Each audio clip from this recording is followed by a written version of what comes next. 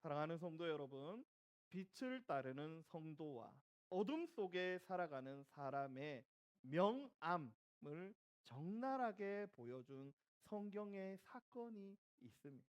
한번 넘겨주시면 출애굽기 10장 22절 말씀인데요.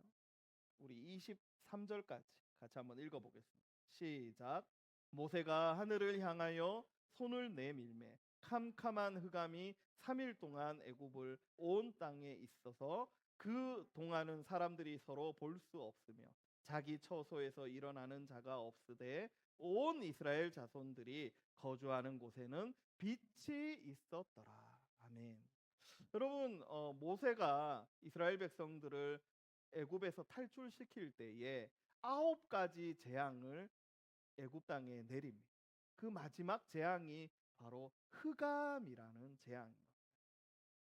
자, 첫 번째 재앙은 물이 피가 되고, 그리고 개구리가 막 온 세상을 뒤엎고, 이가 사람들과 가축을 힘들게 하고, 파리가 사람들과 가축을 힘들게 하고, 심지어는 가축이 죽고 사람들에게 악성 종기가 발생하고 우박이 떨어져서 양식 거둘 모든 것들이 다 떨어져 버려요.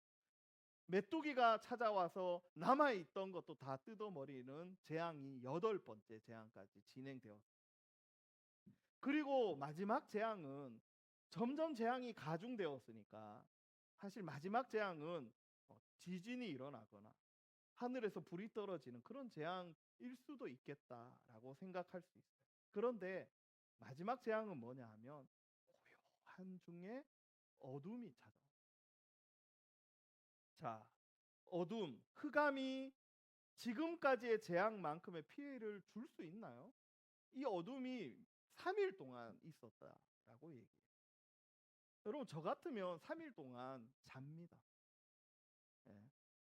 3일을 한 몇 시간 보내듯이 보낼 수 있을 것 같아요.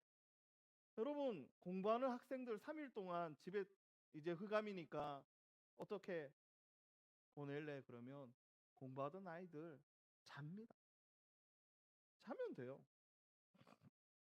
시험 기간에 고생한 나 자신을 위하여 3일 동안 방학을 보내자. 뭐 이런 생각할 수 있겠죠. 물론 막 활동적인 사람은 좀 조바심이 날 수도 있을 것입니다.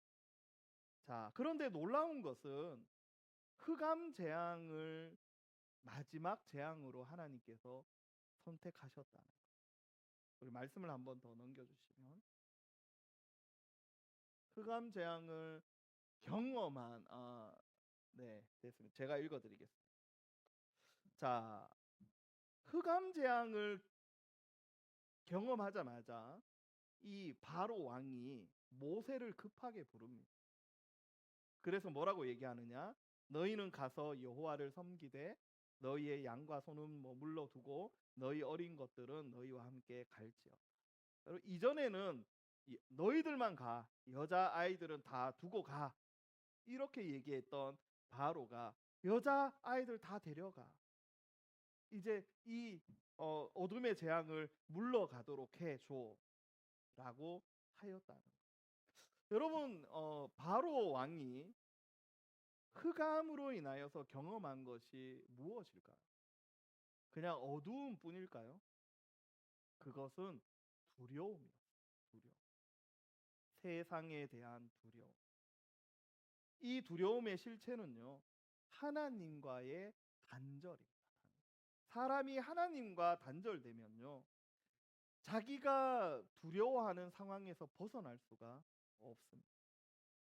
이 두려움은 하나님과의 평화가 없는 상태를 얘기하는 거예요. 더 노골적으로 얘기하면 지옥의 특징이 어둠입니다. 어둠. 바로 하나님과의 단절이죠. 한번 넘겨주시면 같이 한번 읽겠습니다. 무익한. 앞으로 가지 말고 뒤로. 네. 같이 한번 읽겠습니다. 시작.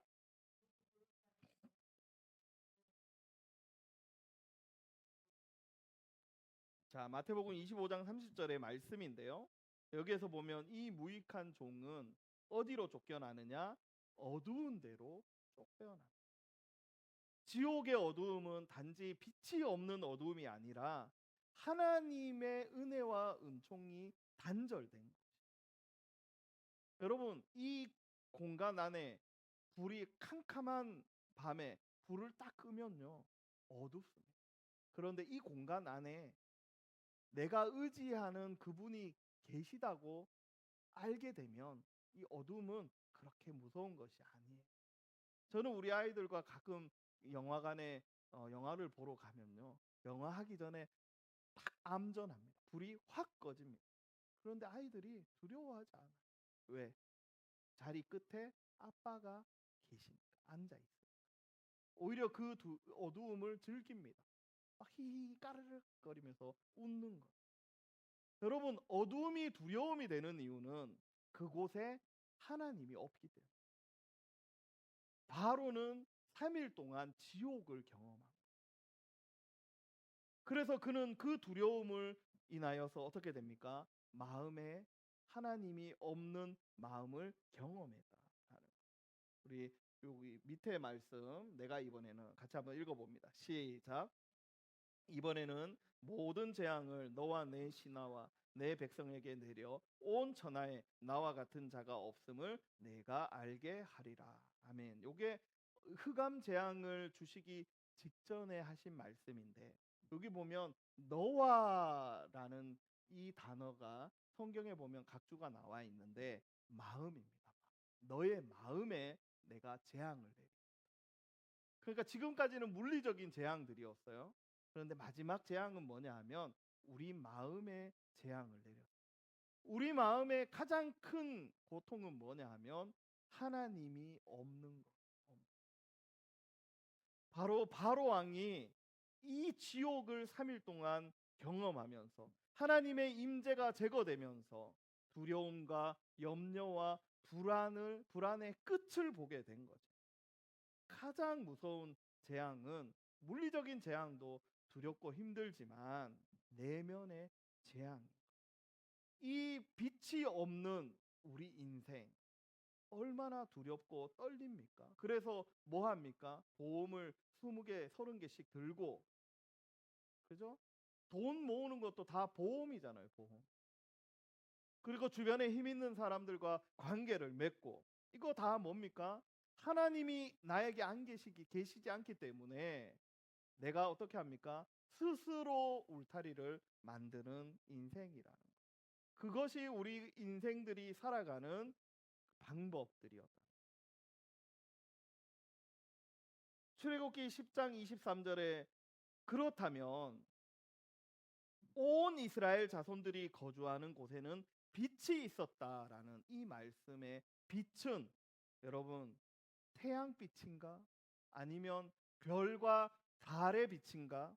우리가 생각할 수 있겠지만 이 빛이 뭔지는 비로소 우리가 알게 되는 거예요. 태양과 달과 별이 이스라엘 백성들이 살고 있는 숲곳에 내리쬐고 있었는가? 그렇지 않다는 거예요. 이스라엘 사람들이 거주하는 곳에만 태양이 뜨고 달이 비춰줬다? 물론 그렇게 생각할 수도 있지만 성경에서 말하는 그 빛은 하나님의 빛이었다는 거예요. 그래서 그들은 흑암 중에도 두려워하지 않는 것입니다. 왜냐하면 하나님이 함께 계시기 때문인 거죠. 우리 말씀을 한 번 더 넘겨서 보겠습니다. 창세기 1장 23절에 같이 읽습니다. 시작.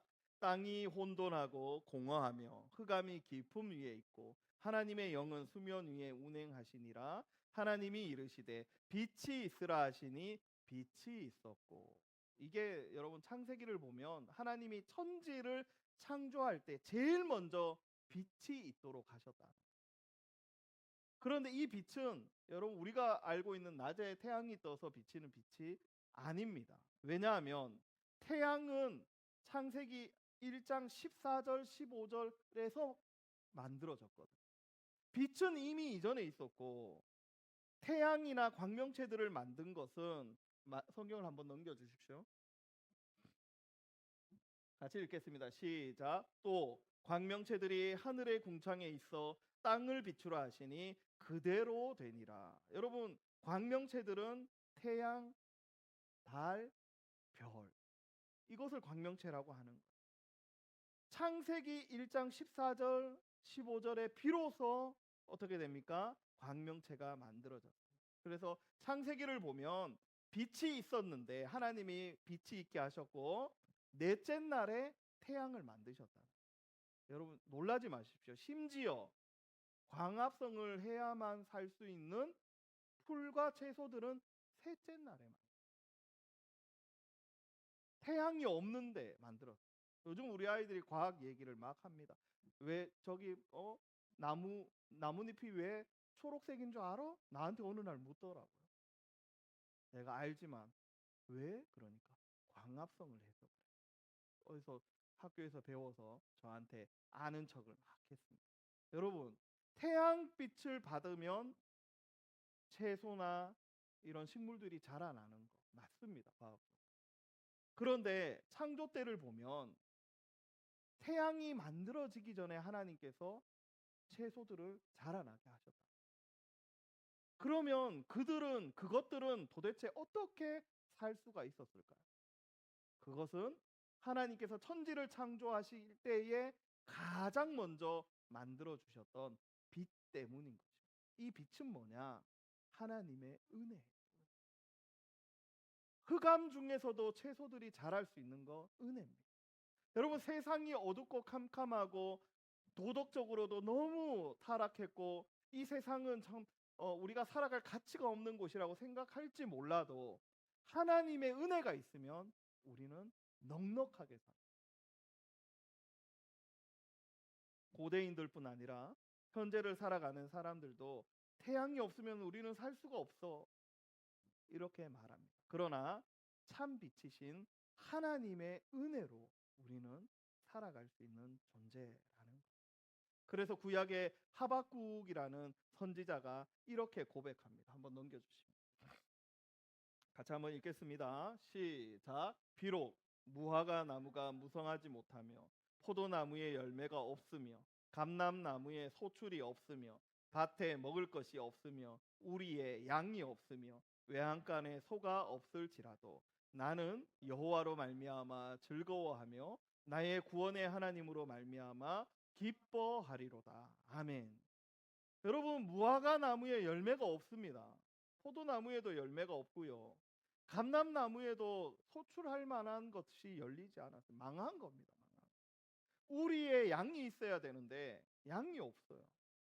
외양간에 소가 있어야 되는데 내가 가진 소가 하나도 없습니다. 여러분 우리 인생에 소망이 없고 완전한 어둠에 갇혀져 버린 상황을 얘기하고 있는 거예요. 실제로 이스라엘 백성들이 이 하박국 선지자가 사역할 때의 상황이 뭐였습니까? 나라도 빼앗겼고요. 성전도 무너져 버렸고요. 하나님도 없고 나라도 없고 왕도 없고 자기 자신들은 포로로 잡혀갔고 정말 소망이라고는 하나도 없어 보이는 순간 속에 이 하박국 선지자가 뭐라고 얘기합니까? 나는 여호와가 있기 때문에 기뻐할 수 있다. 하나님의 빛을 보고 있었다는 거예요. 태양이 져버려도 우리는 살 수 있고요. 태양으로 인하여 살고 있다라고 생각했던 채소들도 태양이 없어도 하나님의 빛으로 살 수 있는 거죠. 이 땅을 살아가면서 돈 없으면 안 된다. 뭐 없으면 안 된다. 뭐 없으면 안 된다. 여러분 다 속고 있는 거예요. 우리는 없어도 하나님의 빛으로 살아갈 수 있는 존재임을 믿으시기를 바랍니다. 말씀의 결론을 맺겠습니다. 오늘 하나님은 세상의 빛이고 우리의 빛이 되어 주신다라고 말씀하셨습니다. 이 빛은 가장 먼저 우리의 죄악됨과 어리석음을 밝혀내는 분별의 빛입니다. 그래서 이 여인이 어둠 속에서 죄를 발견하게 되었고요. 서기관들과 바리새인들도 자신들의 어리석음을 발견하게 되었어요. 왜? 빛이신 예수님이 그곳에 계셨고 인도해 주셨고 가르쳐 주셨기 때문입니다. 이 분별의 빛이신 예수님의 뜻을 따르면 이제 결코 다시는 어둠으로 돌아가서는 안 되는 거예요. 우리의 신앙생활도 되돌아가 버리면 안 됩니다. 여러분 여기서 한 발이라도 더 내디뎌야 되는 거예요. 이것이 빛의 자녀가 살아가는 삶의 방식. 그래서 이제는 주님의 빛으로 인하여서 우리가 경험해야 되는 것은 하나님의 은혜의 빛을 경험해야 되고 하나님의 풍성함의 빛을 경험해야 되고 하나님이 우리의 인생에게만 주시는 평안의 빛을 경험하셔야 돼요. 그래서 세상이 뒤집혀도 놀라지 않고 기뻐하며 부족해도 만족이라는 것을 실제로 만족하는 척이 아니라 만족을 실제로 경험하는 우리 인생이 되어야 되는 줄 믿습니다. 은혜의 빛, 사랑의 빛을 통하여서 하나님이 주시는 이 평안을 마음껏 누리시는 저와 여러분들이 되시기를 주님의 이름으로 축복합니다.